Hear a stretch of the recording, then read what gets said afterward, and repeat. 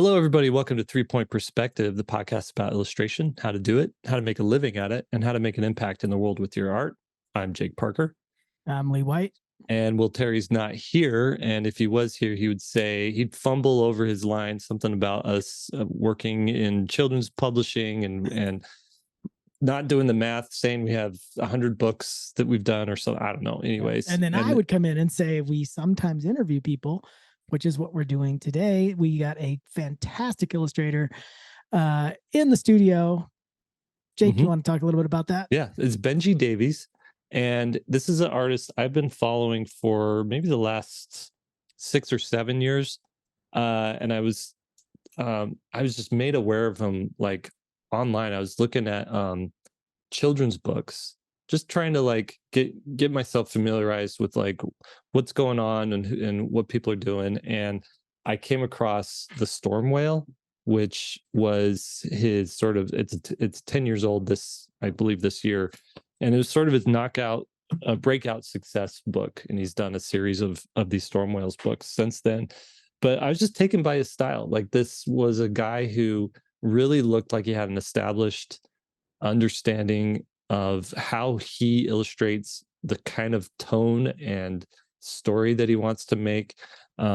His other book I got was Granddad's Island, which is another great book. Kind of, it's a look at how children deal with death, right? And so I love that book as well. We were reached out to by Gallery Nucleus, who is having a show, his first U.S. solo show exhibition at Gallery Nucleus, and they reached out and said, "Hey, do you mind interviewing him? Would you want to interview him?" I'm like, "Yes, I'd want to interview him. I'd love to." Of course. Yeah. And so he's got this book called The Grottoland that's absolutely beautiful and unexpected and dark. It kind of hits all my sensibilities. I was having a conversation with my agent, and he's like, he wanted me to put together a list of books that I sort of wish I did. We were talking about sort of direction and career direction, and that book was on there. It's like one of those ones you see and like, oh, this is really different. This is really cool. Yeah, really good stuff. And we get into the weeds on how he makes art. This is very much an insider's baseball style interview.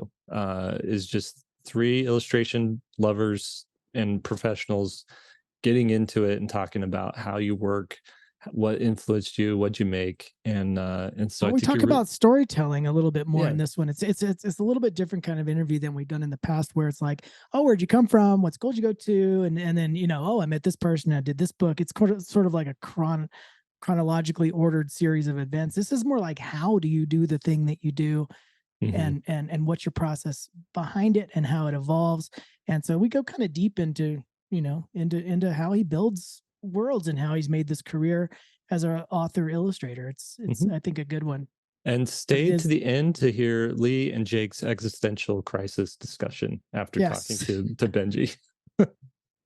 What are we even doing with our lives? Yeah, we are on the wrong track. He is on the right track.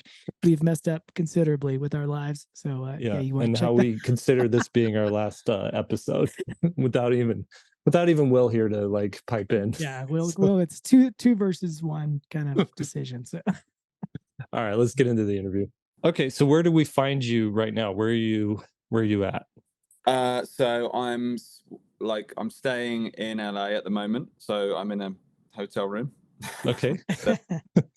And I'm just here. We're heading back to the UK tomorrow. So all right. And you're in LA for your first US exhibit for your artwork, right? For your illustration. Yeah. So it's the first time I've had an exhibition here in the States at all. So yes, first one. Okay, how you feeling? Yeah, good. Yeah. We sold some pictures, so we're like, yeah, it's good. Where is the exhibit? It's at Nucleus. So is that it's right? at Gallery Nucleus, in Alhambra in LA. So we had a thing there on Sunday.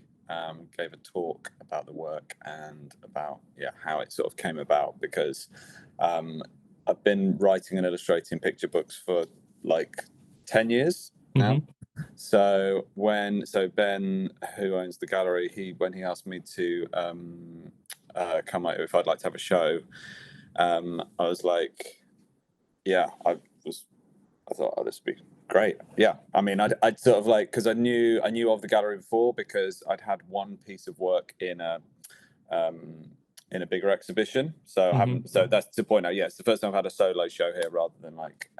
But there was some artwork in an exhibition here, which I think is like maybe like 8 or 9 years ago, something like that. All right, so you were due. You were due Yeah, for a good. yeah, I was ready. I was ready. Ready for the full solo. Yeah. So he asked me a couple of years ago, and then it's just been about a question of time sort of thing into the schedule, because as much as I would love to just have like a big, drawer full of paintings, like all of that work over those 10 years has been digital. So everything is like, there's nothing physical to show apart from like sketches, drawings, like there's things, but there's not like full artwork. So we talked about doing some prints, and we did do prints as well. So just digital prints of the sort of existing work that's in the books, but also to do some paintings. So basically like sort of like look back over those 10 years of books and cherry picked like images that I thought would make great paintings. So then kind of work through that process basically of doing that. So yeah. So you made paintings based on the digital work? Is that what you're saying? Yeah, exactly. So I kind of took like it started with, because I was trying to work out how I was going to do it, and I was sort of thinking, shall I don't know, like there's this thing where I was like, I wanted to try out doing CMYK, because like, so when you print images from, it's CMYK, cyan, magenta, yellow and black broken down. So I was kind of like, maybe that would be a shortcut way of kind of getting the right colors. So I was like, if I could, I did this thing where I thought I would try and do like a color picker in Photoshop, because that's where I do my digital artwork. That's where I work, and it gives you like percentages of like those four colored inks. Yeah, I thought if I could kind of like mix the colors together like that. Wow, that seems very tough. Okay, so you're trying to build up basically the plates. You're trying to build up CMYK. So, and I just thought I'll see where I go with it, because I thought it might, I didn't know. I was like, because the other way of doing it obviously would just be to like mix colors just using your eyes, like look at the paints. But I kind of thought, I don't know, I've created this work which is a very specific thing. It's a very specific palette and the colors that I've picked. So I was like, if I get it as close to that as possible, it'd be really good. I actually did this thing. I was like, maybe I could pre-mix some of the colors. So I thought I could get like syringes, right? Like, and then like kind of like, pull in like a percentage of this color. I can't wait to hear how what the result was. I feel like I've gone right in at the deep end with this. But yes, I mixed the colors I thought I mixed colors like that, and then I ordered some syringes, and you're kind of going, well, how much paint am I going to need? And I was thinking, anyway, these syringes arrived, and they were like these. I think they were meant for like catheter or something. I don't know. Is this? They're very large. So I was like, it's basically like the largest tube of paint you could ever buy. Each time you were going to mix one color, so then I'd end up with this sort of like room full of like kind of Pantone. But anyway, that would have been great if I was creating about 1,000 paintings. But I was like, I probably not even. It's going to be like. So I had this first one, and it was like a little tiny one, just like sort of a few inches wide. And then so it was an experiment, but I didn't use the syringes. And I just started to mix it by hand, but it was actually, so my memory of using colors before I started using digital would be like to use like the more sort of classic paint colors that you would get, and they're like very specific tones. And whilst you sort of learn how to use them and how to mix them, using like that CMYK palette, I suppose, is like, even though I don't mix the colors in that way when I'm working digitally, because I just do it by eye, but like knowing that there's like a basis of those percentages to make up that color, it was quite good, because you can sort of loosely go, oh, that has got a lot of cyan, it's got a little bit of yellow, and it's got an even smaller amount of magenta maybe, and then you could use that as a sort of loose guide of like mixing that color. It just gives you a starting point for the mix. And as I went on, I kind of then, I guess, learned how to use that in more of a loose way, sort of freehand way. So I was kind of going, okay, and now know, because you've only got like 4 ways to go with that color. You can either pull it nearer to yellow, you can pull it nearer to cyan, you know what I mean? So it's kind of like, actually was really nice way of working. And I kind of recommend it as a way of mixing colors. I'm sure there's the thing with some paint colors where they're like really pure, which like if you wanted like a pure green or something, I'm sure you might want to use like a specific tone. But I think just for the base of like all the colors together, it was quite a nice way of working. And and then so I just picked some of the images, so some from the storm whales, and I started off with like the very first image that kind of had sort of started me on the path to writing the storm whale was the beach huts, or the sort of oysterman's huts. That's my favorite. So I thought I would start with that image. And so the little one, the study actually is the one that I started with, just to kind of get some little tones sort of going. That one. It's nice. A lot of them sold. That looks great. Yeah. That's great. So then kind of used that as a bit of a springboard to then move. And then I did and I think I got a bit more details. There's the Storm Whale in Winter one there, which is like a larger piece, like sort of A3, with that almost was like the culmination of like working in that way, sort of proved itself, like, and it was kind of when I got onto the one which is the Storm Whale in Winter one, I feel like I was kind of like building up to a point of like, I guess like the ultimate sort of way of working in that way is what I mean. I kind of refined it quite a bit. And then I just kind of wanted to do some other stuff. I felt like I wanted to like loosen it up quite a bit. So then I thought collage could be quite interesting, and I could do it on a like larger scale. So some of the images I did in collage, and then I used just like I just got whatever brushes that were like a bit kind of knackered old brushes and stuff, so that I didn't have this fine painting kind of attitude. And then cut stuff out. Because I've seen some of your videos you posted where you're working on that stuff. It's great. And you were reminded the whole time why you like working digitally, or did you discover that you want to do more traditional? No, I did. Yeah, I think that's one of the big things I took away from it, really, was I mean, because I was sort of working in this way, and I wanted it to look like the illustrations. So I was very much sort of being like, I suppose I sort of turned myself into a bit of a human printer in some way.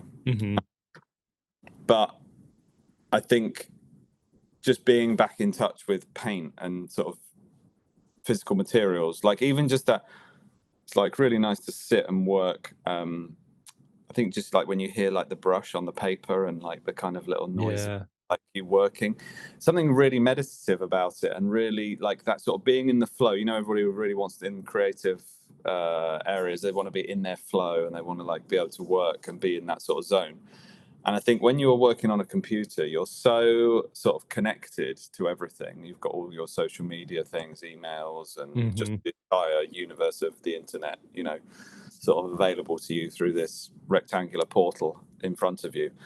And you're sort of like, so being able to step away from that and be just absorbed, which, it's not uncommon to my process to be drawing and with pens and pencils and stuff, but to actually like spend several hours just sort of you and the canvas kind of thing without that distraction was really refreshing. Is it a sort of coming back to this kind of stuff? Like when you started your career as an illustrator, were you a traditional artist back then and then went digital, or did you come in just digital? Yeah, well, there was a bit, because it's like, it's like 20 years ago when I graduated. So I studied animation. And so when I started doing illustration, which was like, I couldn't find work in animation because there was a big shift to like CGI stuff at the time. And so that kind of, I think now like you can do hand-drawn animation and it's all become more part of like a different palette of tools kind of thing. But then it was like, you were either traditional or had you learned the new skills. Like everybody wanted you to have all these like new skills in CGI, and I didn't have those. So I was then looking for work in illustration, and I started to develop some stuff for my portfolio. But luckily, I'd already started using Photoshop and software for my animation, even though it was in the kind of like very early and sort of days of that, and I was sort of hacking it together really, because it was like before Flash was around. And so yeah, it was a mixture of Illustrator and Photoshop together. And I then got asked by a publisher to do this thing where it was like sort of like digital collage of NASA photography with then a bit of Illustrator and a bit of Photoshop. So I kind of like, it was good because I'd learned that software, and then this publisher had sort of seen the potential of that, which seemed like it was quite a new thing at the time for me to do that stuff.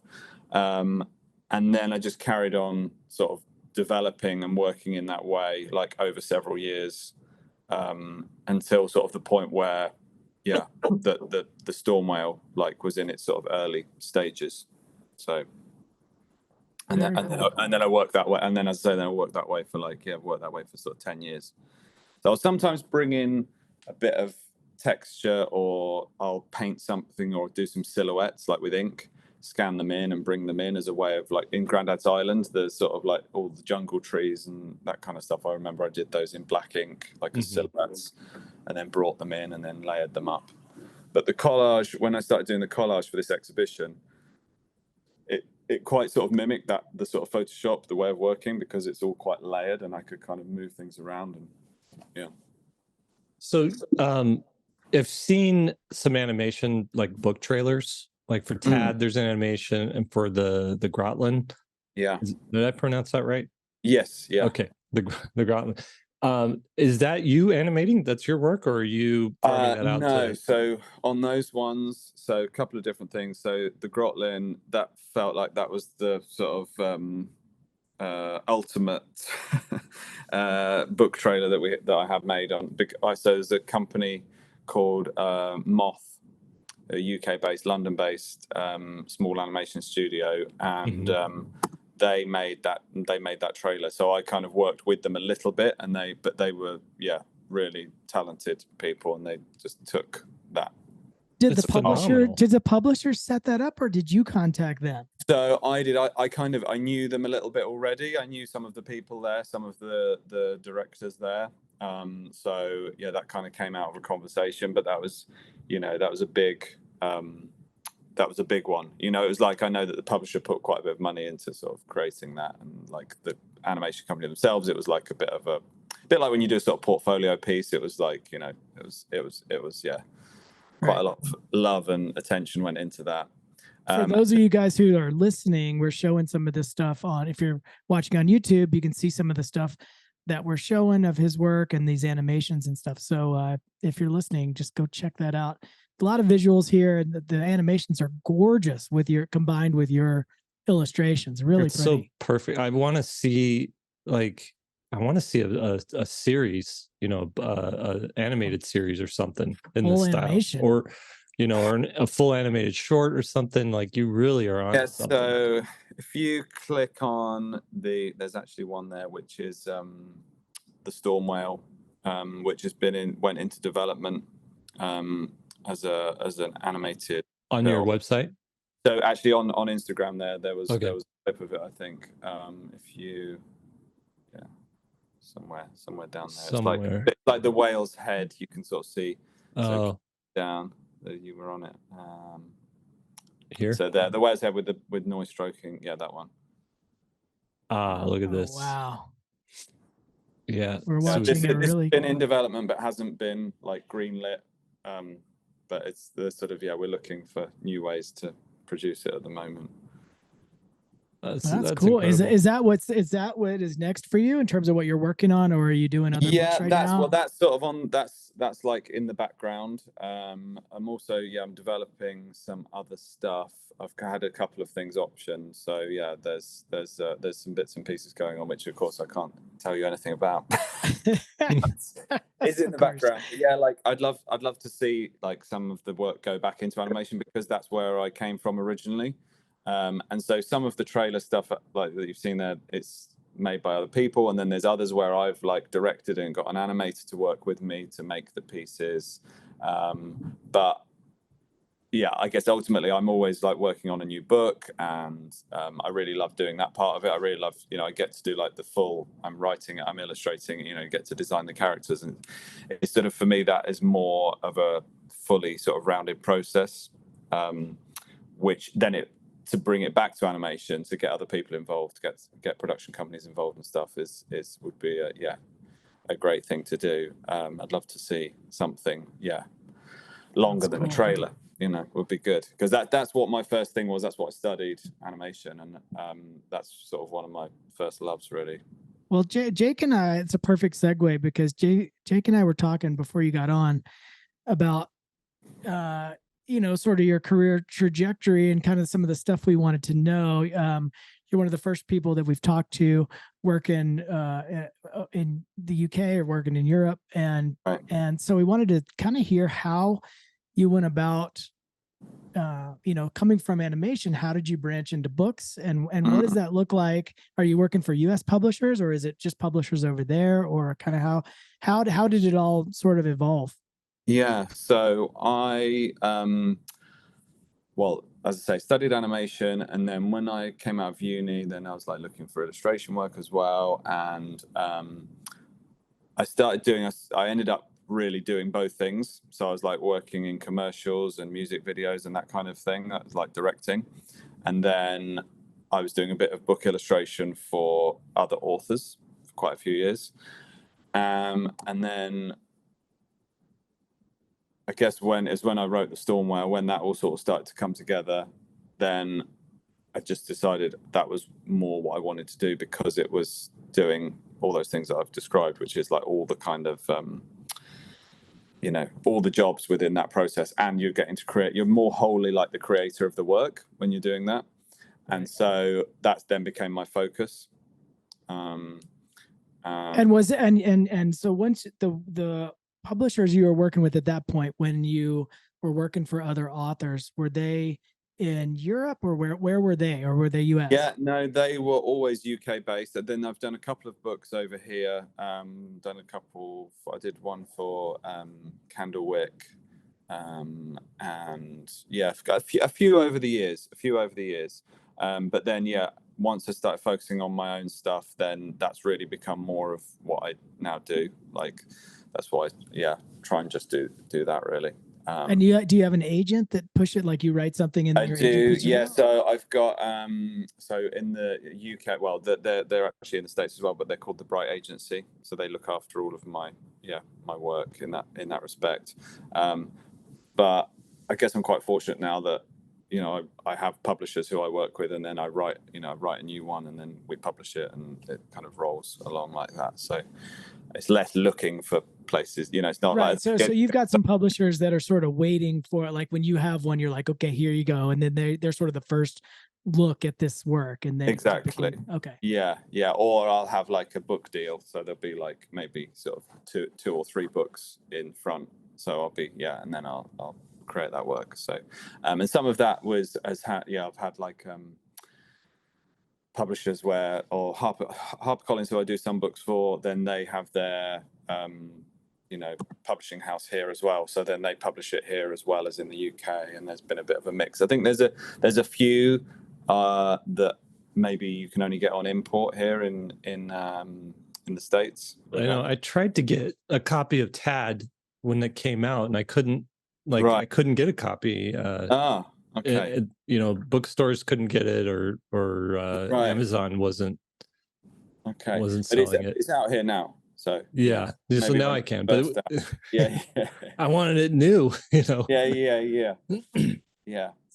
I got a question about your process, and I know you can't talk about specific stories and things you're working on now, but just in general, what kind of stories attract you, or what kind of worlds do you kind of find yourself drawn to? I know that there was some darkness in that a couple of your books. They're a little bit darker, and I absolutely love that. Is that kind of what you're attracted to, or like what's your natural writing process and the stories that you want to do? Yeah, I think I'm always drawn to something with a little bit of a sort of edge to it, like somewhere. I think I guess it's sort of retrospective, looking on the work that I've written, rather you like I think it's that thing that you know, like, you don't try and put it in there, it's just that's where it comes out. And the Right. things that seem to appeal to me looking on the work is like there's this sort of thing of loneliness, there's a sort of lonely component in there. But also I think finding kind of like hope at the end of a book. I'm quite into kind of things that feel like they sort of like, you know, there's a bit of a springboard into something, or that there's a positivity that you're kind of like moving on, or you're going somewhere else. And I try not to write things that are, I don't know, help. Like I don't write it to help people with something. Like It's not like a lesson. Exactly. That's what I never think of it like that. I kind of like, to me, it's always when I'm writing it, it's if there's I kind of know I've got a story when I can see that I've got the end of the story, or I can see that I've got the beginning and the end. So it's kind of like I maybe been playing around with an idea in my head, which is a character who's in a certain situation, or there's something driving that character. But the point that I know that it is a story is when I know like what this sort of resolve is of that situation. So it's like, if you're talking about it in more of a sort of basic storytelling terms, it'd be like there's a problem, and how does it get solved in the end? Like, right. Not that I try, but I don't really think of it as a problem. I just sort of think, okay, here's his character, you know. So when I wrote Tad, that was a bit more of an experiment in storytelling, because I've now forgotten what it's called. Into the Woods. I've been reading this one. It's like a script writing kind of book. Into the Woods. Forgotten the guy's name now, but it's all about like writing for TV, writing for film, and this kind of thing. It's talking about these sort of like almost like this sort of nemesis, sort of like opposites kind of idea. So that's what drove that story, because I started thinking about these sort of opposites, of there being like a total like nemesis character, which was this big blub who's more like a myth, like this legend of this kind of villain, like who lives at the bottom of the pond. And then if you're the little tadpole and you're struggling to, you know, get by in the world, and you're trying to grow and become a frog, this other thing is like the worst thing that could possibly stop you. So it's like, how do you survive that process? And so that when I knew that was, I thought, oh, that's a really interesting way of framing it, and that's then how that story kind of unfolded. So that was about survival. So that at the end, you know, there's a leaving the pond and getting away from this you know, worst possible imagined. Yeah.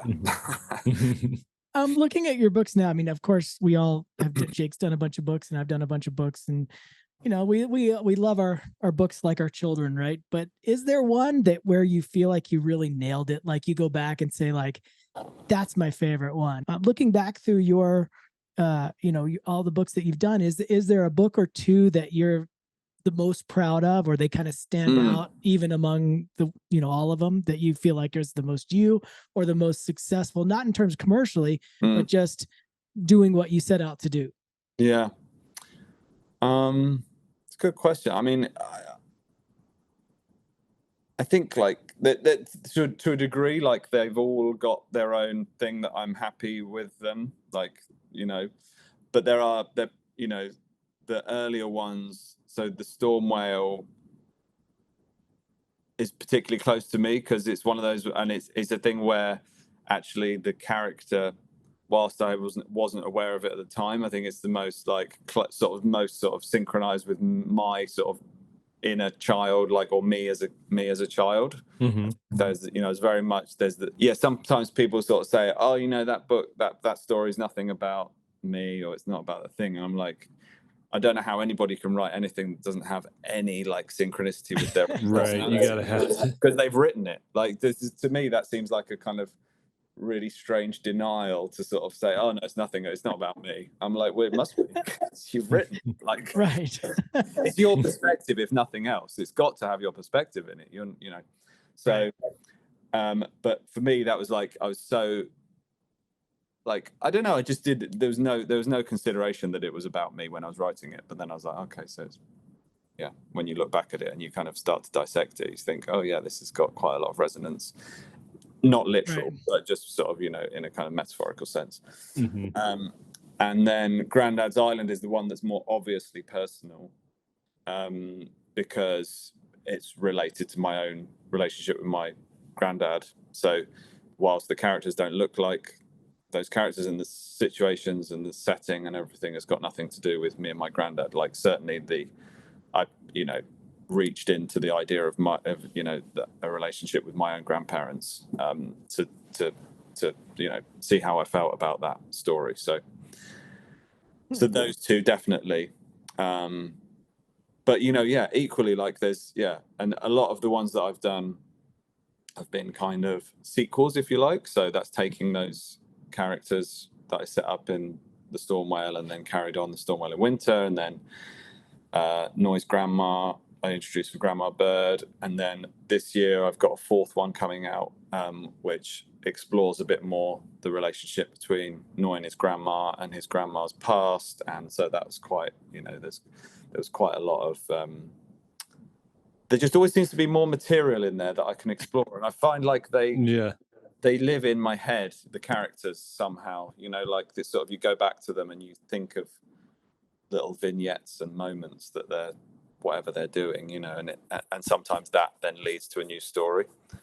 So is it, I was curious, is it like the publisher saying, hey, this Storm Whale book did really good, do you have any more Storm Whale stories, or is it you driving that? No, so I've always thought that sort of idea. And I think if they ever say, would you look, why isn't it time you wrote another one, I'm a bit like, nah. Even if you did have another one in you. Yeah, I'll maybe just say, no, I haven't got any ideas. I like to think that I'm, yeah, sort of pushing that process, but I'm always really aware that obviously there is that kind of, oh, you know, you're going to write another one, maybe more from the audience, like from the from the readership kind of thing. They like, oh, you're going to write more of those, which is a nice thing, nice place for it to come from, you know, that they sort of want more. And with the most recent one, I knew it was the 10-year anniversary coming up this year for the first one. And whilst I'd written the three, I just sort of thought, I was like, I just felt like it would be a really good opportunity to do another one. And so dived straight in without a pre-formed idea and said, look, it's going to be the 10th anniversary. I'd like to do another one. Of course, publisher didn't say no. Simon & Schuster, Right. like they were like, yeah, sure, go for it. And yeah, and then I came up with a few over time. I sort of come up with a few, and I think the thing was I already had some ideas in my head of like what I would do with them if I was going to write another story. So I drafted out a few ideas, and then this one just came to the front really as being the kind of front runner. Although I partly thought it was going to be maybe it could be, it started off feeling like, oh, could I write like some older, more like a sort of like a bit of a fiction piece, like a sort of novel based in that world, or maybe even sort of turn like the picture books into a sequence of stories within a sort of, you know, book for slightly older kids, maybe for sort of like that kind of 6+ kind of range of kids. And this story felt like it would be a chapter within that, like a sort of frame story within this other. Yeah, it would be a frame story within this longer story. But then as I'd then written it and I was kind of started doing some sketches for it, I was like, oh no, this, I think, and I showed it to my editor and art director, and then we were like, no, this should be this picture book. So I love this process because you're basically saying you started with the Storm Whale, not knowing it's sort of autobiographical in some way. And then now you're mining all this other stuff out of this sort of world that you created, that you didn't start out saying, okay, I'm going to do a 5-book sequence, I'm going to do a 6-book sequence or whatever. No. It's you're just sort of kind of letting it build on itself. And it's really interesting. It's really interesting. We have a process, and we teach a children's book course, and we have a process where we have an interview sheet where when you come up with a character, you know, it could just be any old character for a book, but we start to interview that character and we give that sheet to potential writers where they start to say, okay, what's my character's favorite food? What are they scared of? What are they picked on in school? What do they like to do outside of the house? What do they do inside that? You know, like just all these scenarios. And it kind of invites this deeper understanding of your character, even if you don't use that for the story. Yeah. It sounds like you came across that like kind of naturally. Yeah, I think so. Yeah, you kind of, I know when I wrote the Storm Whale, so because I don't think I mentioned this, was that it was based on a film that I made at university. So I made this sort of 5-minute film. And so obviously it had been with me since then, like, and it had kind of like just, it had been like maybe, like it'd been with me for sort of 8 or 9 years before I made the picture book. So it kind of like it had sat there with me. So I guess it had been sort of in there all that time, you know, like even though I'd sort of started it back then, and then it sort of, and then when I wrote the Storm Whale in Winter, so I just thought, oh, you know, I'd had these sort of thoughts of like, I wonder what if there was sort of, if there was snow and ice, if it was winter, like what would happen in that scenario. So that's kind of where that one, and then you know, it wasn't long before I was sort of like had him kind of doing lots of dangerous things, like walking across the frozen sea and stuff like that. And yeah, so I guess that's the thing, isn't it? It's like as soon as you go back to them, you sort of think of what they're doing, what are they up to in that setting. That because you've got that fully formed character, they sort of behave in a certain way, and whilst it's not completely just automatic and it doesn't just come out and become a fully fledged story, you know, you still have to work at it. It makes it sound really simple, doesn't it? When you put it in terms, you're like, oh, and you just sort of put them in this scenario, and then and then you send it to the publisher and you sit back and just wait for it to be printed. How much editing are they doing? I mean, like I just think of you saying that you know, your character's walking across frozen ice. I mean, I had a character on a bike with no helmet, and they were like, no, you can't put a character with no helmet. So are they saying, hey, we don't want kids walking across a frozen pond or something? I get the feeling that the US publishers are a little bit more on the sort of health and safety side of things than the UK ones. I don't know, maybe there's a little bit more looseness, because I've had a few things where once it's publishing in the States, and that might be sometimes why things haven't been automatically published over here. I mean, I don't know the detail of it, but it's like possibly that there's a bit like, and I'm maybe a bit stubborn and don't want to change anything. No, I think you're right. I mean, they're sort of crazy over here in terms of that, and they're nervous, you know, always nervous about. Yeah, like somebody's gonna like do something bad, and then that'll come back. So yeah, it's I think that's the same thing with the film side of it actually as well, which is what makes it a little bit tricky to translate the books into film, because there's always somebody who's going, oh, hang on a minute, why is he doing that by himself on the beach? Where's the carer or whatever? Like, which just, I'm like, well, that would ruin the story. That is so frustrating to me. That is so frustrating that we're so worried about that. The kids it can't be make believe. It's got to be like safe and realistic. That's so aggravating. It's sort of like, it's understandable, like, but it's also like, I don't know, there's books from the past that wouldn't get made now, right? Because it just would be like, oh, that's, you know, that's too. I mean, the classic one would be Where the Wild Things Are, I think, is like everybody knows that would not get published. Right. Like they're just far too, you know, all the teeth and the kind of like right. And even just sailing by himself to you know, some island. Yeah, on a calm river or enclosed area of water somewhere where he would not come under any kind of perils or threat. How does Grandma Bird fit into this Storm Whale? I haven't read that book, but I'm looking at your website, and there's the Storm Whale in Winter. Then we take a left turn to Grandma Bird, and then we're at the Great Storm Whale. Yeah. So I wanted to bring in, I wanted to try doing one which didn't have, like, I'd done the Storm Whale and Storm Whale in Winter, and they were like, kind of, they felt like they were bookending, like sort of a story. So then when I was thinking about, you know, his other relatives, like who were his other relatives, and didn't want that to be this whole sort of cast of family, because else that would almost like undermine where it started, which was in this quite isolated place. So I thought perhaps it would be good to have this grandma who lives on another island, and she lives quite far away, and what would happen if Noy went to stay with her one summer. So what would he get up to? But I didn't want the whales to have, I didn't want it to be a bit like, you know, a kind of, you know, a bit like the sort of all those kind of animal stories where then they would do another film and then it's like, oh, here he is, Skippy's back or whatever, Right. kind of.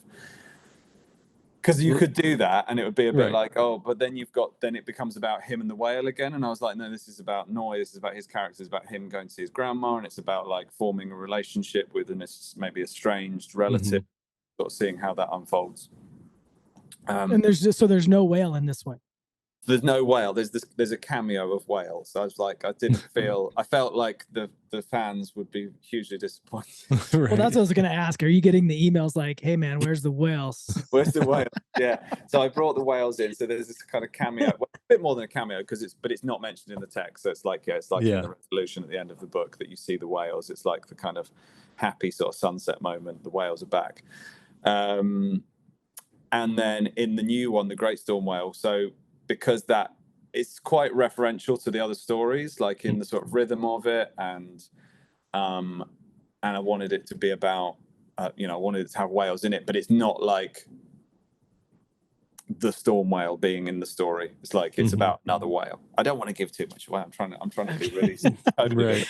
Well, but I love what you're doing here, though. It's really interesting to me because I always think of a series as being that it all has to be so connected. And I love the cover of this grandma bird says just from the world of the storm whale. And I've never thought about a series like that, where it really is this expansive world. It doesn't always have to be this narrow little sliver of a story. It's really this world that these characters are encompassing. So you could go all over the place with it. I mean, there's a huge amount of freedom. I don't think I've really appreciated that before. Have you, Jake? That you can like just open up the entire universe for them, basically. No, I love it. And I was gonna actually ask you, looking at your style, and I went really deep on your Instagram account here while we've been talking, and seeing the exploration and seeing you really arrive at this storm whale style that you've applied to Tad and some of your other books, Granddad's Island and whatnot. I'm wondering, like, is there a particular North Star creator? Is there a particular creator, illustrator that's your North Star that you're like, that's, I don't want to stray too far away from that particular, what this person or group of stylistic people are doing? You're asking about influences, basically? Like, does he have like a main influence? Yeah, I mean, I think a lot of it is in that sort of DNA of like books that you read when as a child or like sort of grew up on. I think there's quite a lot of, so the thing I often reference is The Tiger Who Came to Tea, which I don't think is as well known in the US, or maybe not known at all. I'm not really sure whether you know of that book. So Judith Kerr. And that, for me, I just always remember it like really, really strongly. But I don't remember that book, Jake. Did you see that book when you were a kid? No, I want to Google it though, just to make sure. I'm Googling it right now. It's gorgeous. Yeah, it's sort of, I'd say it's like the way that we've already talked about Where the Wild Things, but it's, it's that sort of level of reverence in the UK. And I think, just books like that and things from when I was younger, which maybe they're less stylistic and they're more, I don't know, like Watership Down, like the film of Watership Down, which divides people massively.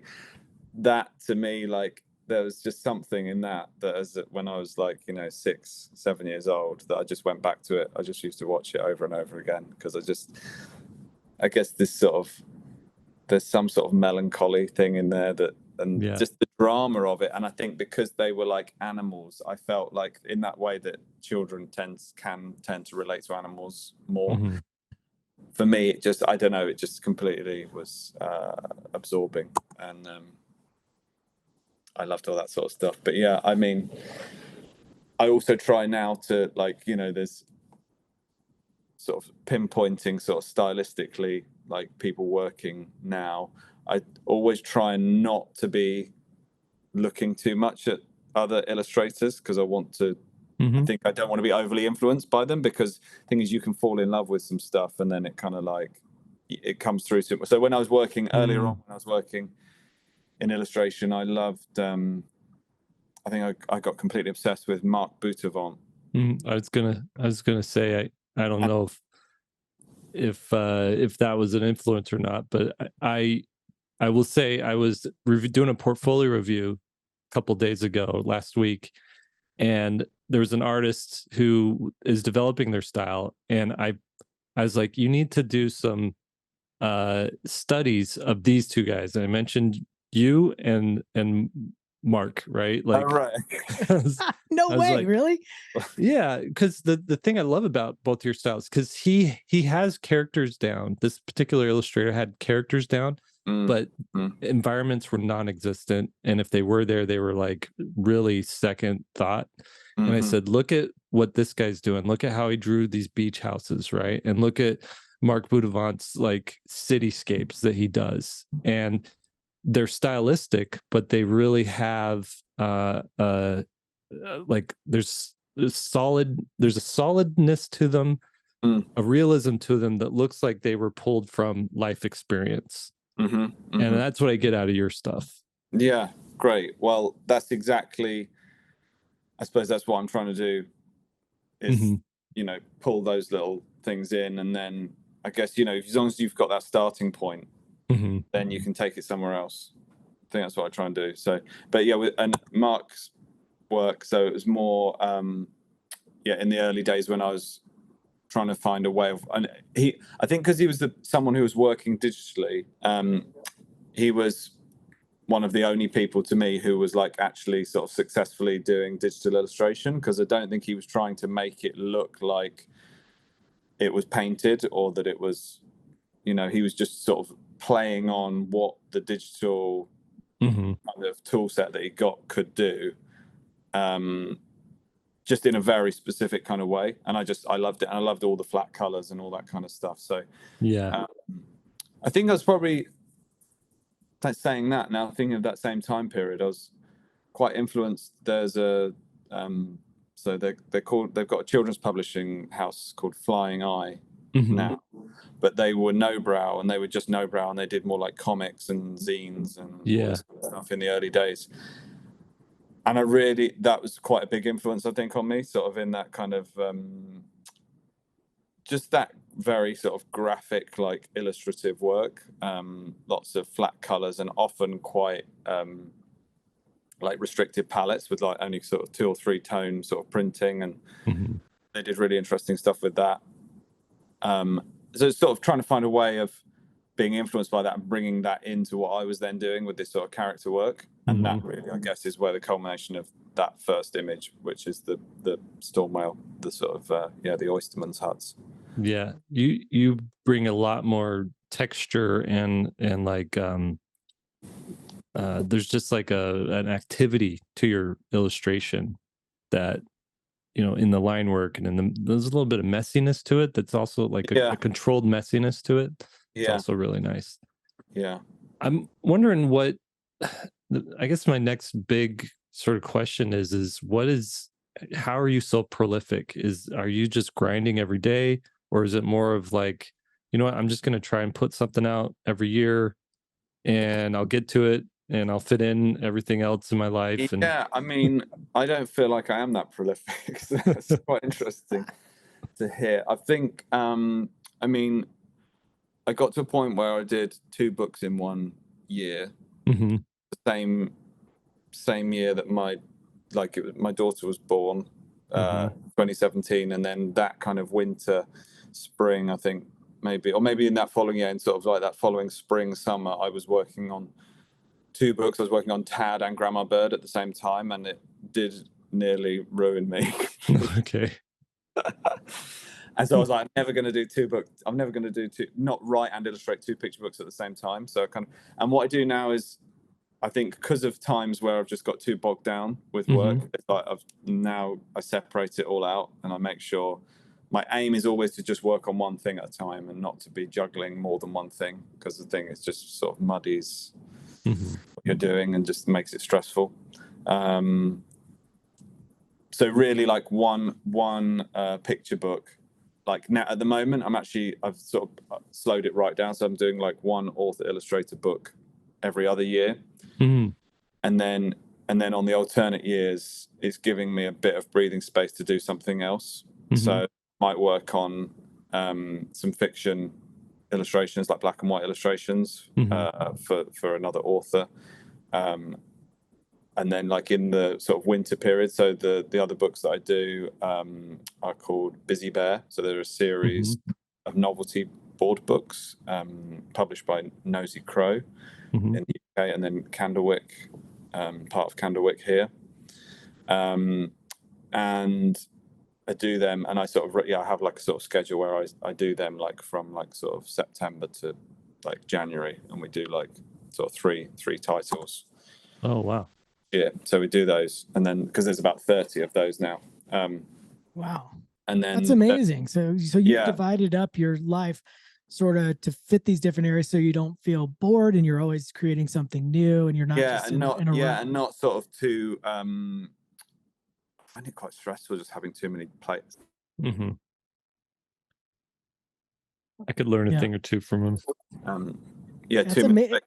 It's amazing you've been able to do that, because most of the illustrators we talk to, at least the ones in the US, have like all these things going on. It's like they're doing conventions, and they're selling prints, and they're doing gallery shows, and they're writing books, and teaching, and it's all this stuff. And Jake and I fall victim to that big time, including doing a podcast. What are we doing, Jake? We need to get back to drawing. This is our last episode. This is the last one. But it's just it's great to hear that you've balanced it out, and you figured out how to make the timing work and the finances work, and all of it kind of together. Yeah, I think there's sort of like I've been lucky with some of the things where, so like with Busy Bear, for example, that's sold like all over the world. And has sort of almost that's kind of enabled me to then open up the rest of my schedule a little bit. I guess though equally the author illustrator stuff has got my name out there and stole my like in 40 languages or something now. So right, it's that's a big deal. Yeah, so it's like enabled me to then have this luxury of being able to sort of control the schedule a little bit more and give myself breathing space to do things. But it's almost an experiment each time. You kind of go, okay, let's try it this way and see if like separating it out.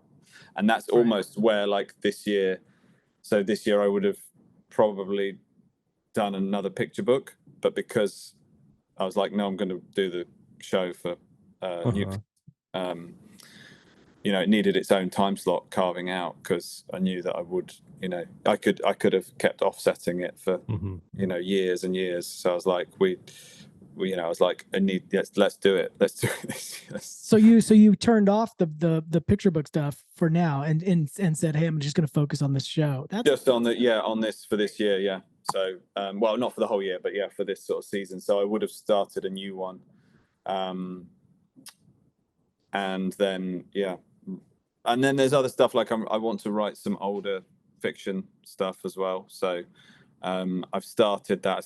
I mean, crazy. That's it's one of those things where I'm like, I can only generally work on one thing at a time. So I had a little slot of time a couple of years ago where I started writing this book, and I just haven't been able to get back to it. But it's constantly there. It's always there. Like I have things that I make notes all the time, and I do sketches here and there, but actually just getting down to writing it is the sort of difficult. So that'll be more like YA, or it'll be a little bit longer work? I think probably more of that sort of like that middle fiction, but a bit older. I don't know. I sort of, the way that I see it is like a sort of children's novel. So I find it hard to kind of like pinpoint it as an age group. And until I've written it and finished it, I kind of won't know exactly where it's going to land, I suppose. Gotcha. But I know what it's about, if you know what I mean. It's like I know the sort of structure of it and stuff. But I've done like 20,000 words, and I feel like it probably needs another 40.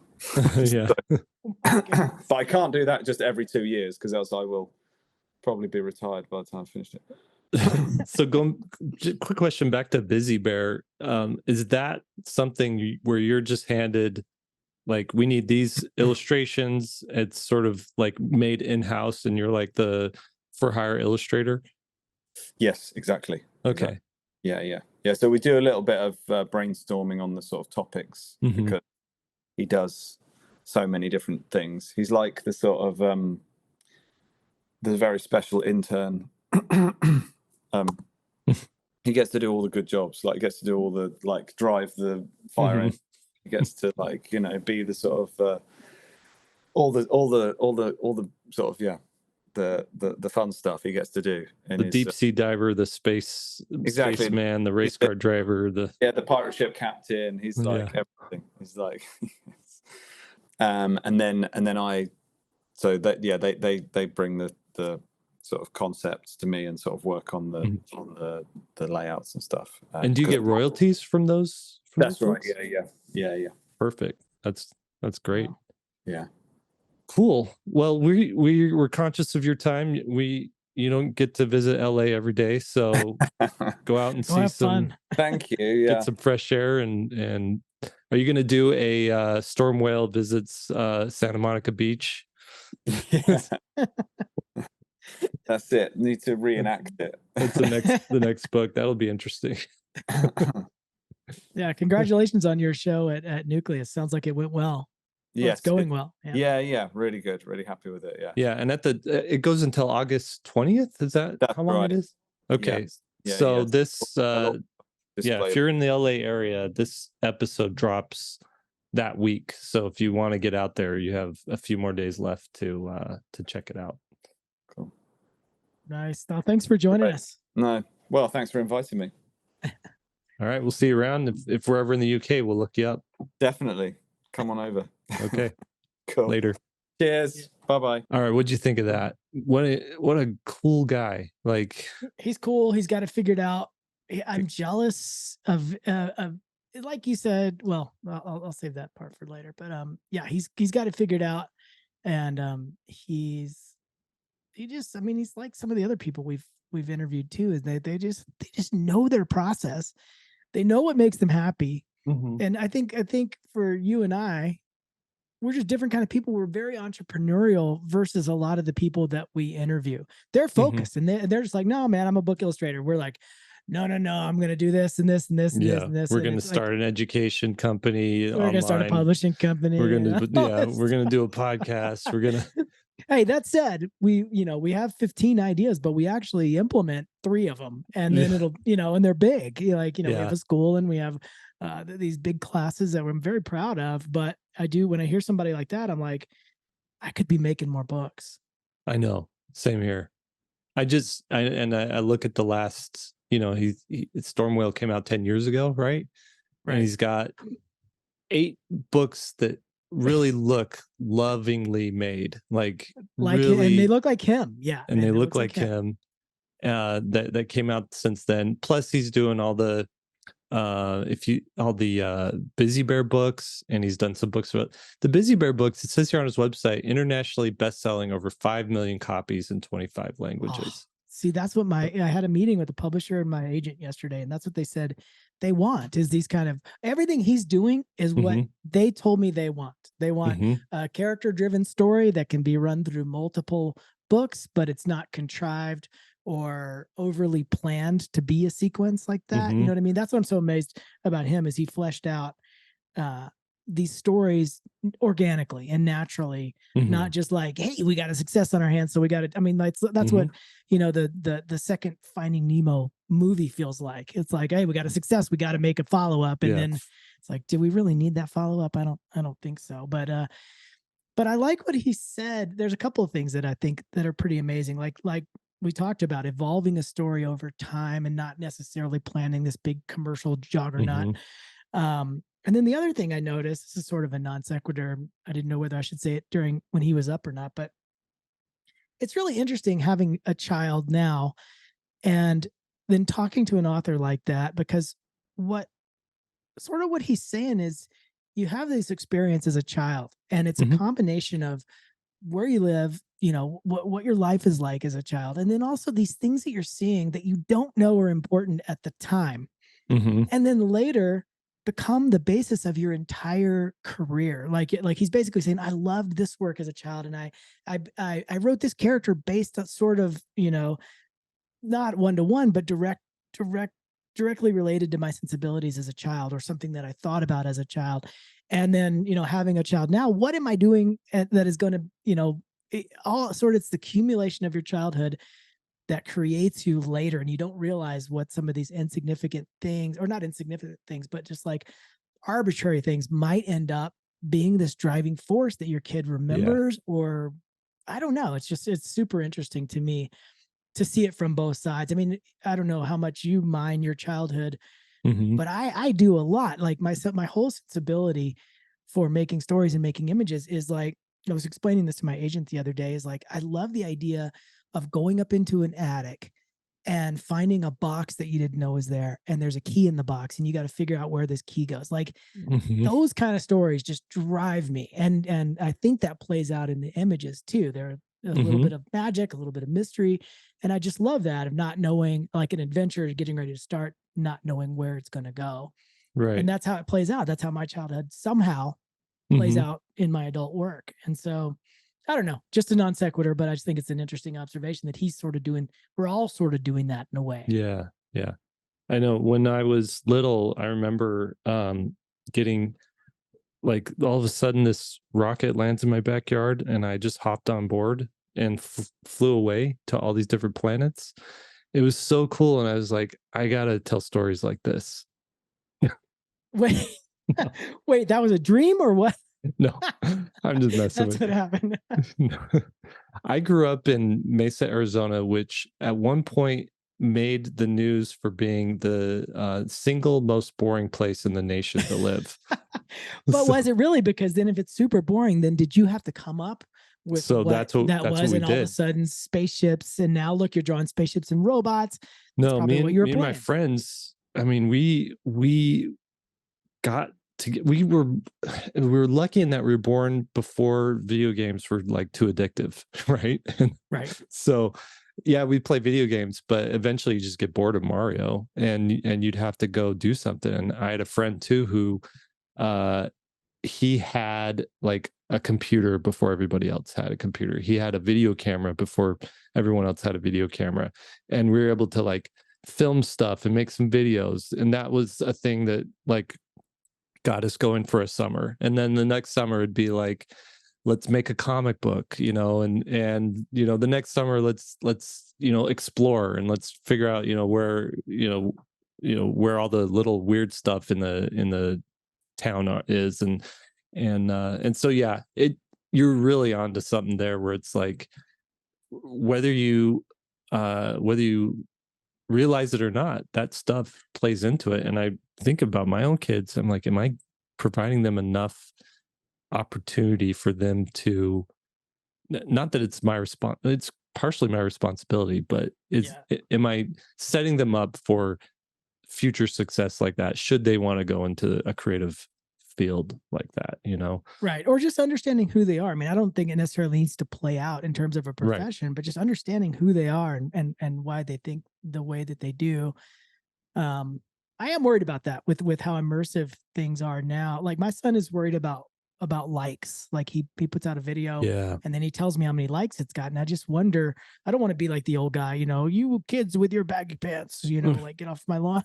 Well, I mean, there needs to be like a gestation period for creatives where they're just growing without and exploring without having to worry about critics, Correct. And they need to be building the worlds themselves. That's the one difference that I worry about, is that when he's playing Gorilla Tag or Minecraft, whatever, I mean, he's sort of making stuff, but it's really a prepackaged environment. Whereas if you got all your stuff from your garage, and you're like, okay, we need to make a film about the landing on the moon, you just use all, here's a tarp over here, and here's an old bicycle wheel, and you just kind of figure it out. There's some building that happens, and I just worry about that. But anyway, we've diverged onto another topic. He has figured out how to mine his childhood into these meaningful stories. And Mhm. I don't know, it's just it's inspiring in a way that makes me want to kind of reevaluate what I'm doing every day. Maybe I need to simplify instead of adding. Right. Exactly. I mean, we talked about this earlier in the week where I had my like breakdown on Monday where I'm like, what am I doing with my career and with my life? And you know, Well, the problem is we keep seeing different versions of success, and I don't know if it's a grass is always greener syndrome either. Maybe he thinks the same thing when he Mhm. sees somebody else. Like, well, I mean, not saying he does, but like if he looks at us and says, "Oh, maybe I should have started some other business like a school or whatever that we've done." Who Yeah. knows if is it always grass is always greener, or Right, I don't right. know. But you had a moment earlier in the week, right, where you saw somebody's success and you're like, "Crap, Yeah. I And could I have been had doing uh, that." I mean, and you and Will were good in that you're like, yeah, we've been there. We know how you feel. And that's, you know, in those it's a fine line between does a person want the problem solved and need the answer, or do they just need a shoulder to cry on, right? Like, Yeah, yeah, we're all in and the same boat. yeah, and you guys were good about that. But my wife, she brought up a good point, and she's like, you chose to have a big family, and we got 5 kids, and she's like, would you trade 3 of those kids for a Caldecott Award or a best-selling book? Answer, And yes. I was like, right today, yes, honey. No. But she brought up a good point where it's like, life your life's work, career is one part of it, and it's not I don't know if it should be all of it, right? For some people it is all of it, and Right. everything else is like fuel to like get that thing going and burning and stuff. And for me, I'm like, no, that's a good point. A lot of my time is spent just being a dad and hanging out and playing with the kids, and something might not get done because of that. Maybe I don't practice life drawing like I should have, but instead I have a great relationship with the kids. So, Right. you know, it was a good perspective for me to have. That is good. That is definitely good. I mean, you're kind of asking yourself what's important to you. Yeah. Just on that same note, I've kind of backed away from keeping my phone with me. I have an Apple Watch, and I Hmm. realize how powerful the Apple Watch is in this context of what we're talking about, because it gives you enough connectivity where I can call my wife if I get bit by a rattlesnake while I'm riding my bike Right. in the backcountry. But it's not engaging enough where I actually look at it. And I realize, Right. like, as my son just started 7th grade yesterday, and I realized I got 4 or 5 years left with him in the house. And I think back to the last 12 years, he's 12 years old. Hmm. How much time have I spent looking at the stupid phone? Yeah. And what did I get out of that? Like, nothing. I thought to myself, I wish I had that. I mean, it's probably hundreds of hours if you added up, looking at news, watching election cycles happen, Hmm. Instagram, dumb videos, and Karens yelling at people. Yeah. And how much what would I rather have done? Would I rather have illustrated a book? Would I rather have just hung out with my son and said, "Hey, let's go jump on the trampoline or something"? And Hmm. the answer is yes. And so I was like, okay, well, no more. And Yeah. so I put the phone up. Now I have my phone where I cannot access it, and I just look at my watch. And if I absolutely need the phone, obviously I can go use it. But Right. Right. anyway, No, that's a good point. And the other thing I've been doing too is I've been laying out comics around my office. I have the bookshelf obviously, but you have to go over to it. But I actually have like I'll have a Ninja Turtle comic just on my desk right here, so nice. that I'd rather read that than see what somebody I have no idea who they are is complaining about on Twitter. Right. I Like, noticed you didn't give my Instagram a comment, so thanks, bro. right, exactly. All right, let's do an intro and an outro. I don't know if any of this stuff will be included on the podcast, but Let's do it. it All right. probably should be. Yeah, it will. I'll take us out and then we'll do an intro. All right, everybody. Thank you for joining us. 3 Point Perspective is made possible by SVSLearn.com. We're becoming a great Illustrator starts. Real special thanks to Benji for joining us today. I'm going to be thinking about this conversation for a long time. And thanks to Gallery Nucleus for setting this up. They contacted us and said, "Hey, he's got a show. Would you guys mind having him on the podcast?" And so we really appreciate that. And I actually been talking to them about maybe having every time they have a show, maybe having one of their artists come on the show. So that'd be That'd be That's a good cool. idea. If you're ever in LA, go check it out. It's a great gallery space. Every time They're I've been the illustrators illustration Yes. gallery, in my opinion. Mhm. They know what's up. I went to school with Ben, the owner, and he's fantastic. I We want should have him on the show. Yeah. Yeah, I'm why looking wouldn't into we that. have We're him gonna, on the show? we're gonna try to get him. But they do. It's just amazing how it's interesting that they call themselves Nucleus, because it's a great name. They really do bring people together. They always have, from the very start. From even when they were building the gallery, they got a bunch of students from Art Center that were all friends of ours, and painted it and got the whole thing ready. Mhm. And so even from the beginning, they've been this hub of activity. And fast forward, that's 20 years ago, and they're still absolutely amazing. So please support them. They're great. And they have a space up in Portland too. Oh, All right. that's Your right. hosts are Will Terry, Lee White, Jake Parker. Will, we forgot to mention, he's out on assignment. He is, I think, writing another pickleball book. So there we go. Yep. Podcast produced by Daniel Tu. That's Daniel TU. And special thanks to our show notes wrangler, Lily Howell. If you ever need, something you heard on here, you want to link to it, she does a great job getting those links going. So just go to our website, svslearn.com/3point perspective, and you click on this episode, and you're going to get all the show notes there if you want. Special thanks to our Chief Operations Officer, Lisa Fott. Now, go draw something.